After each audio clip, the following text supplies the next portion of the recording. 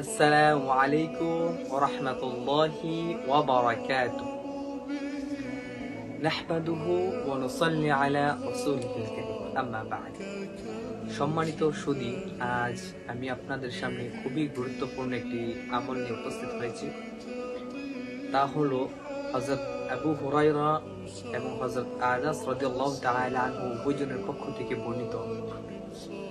হযরত আবু হুরায়রা এবং হযরত আনাস রাদিয়াল্লাহু তাআলা আনহু বর্ণনা করেন, নবী করিম সাল্লাল্লাহু আলাইহি ওয়াসাল্লাম ইরশাদ করেন, যেই ব্যক্তি জুমার দিন আসর নামাজের পর নিজ স্থানে বসে ৮০ বার এই দুরূদ পাঠ করবে, আল্লাহ তাআলা তার ৮০ বছরের গুনাহ মাফ করে দিবেন। সুবহানাল্লাহ।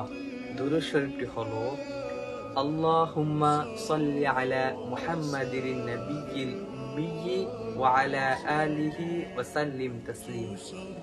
দুরূদ শরীফটি হলো, আল্লাহুম্মা সাল্লি আলা মুহাম্মাদিন নাবিয়্যিল উম্মিয়্যি ওয়া আলা আলিহি ওয়া সাল্লিম তাসলিমা।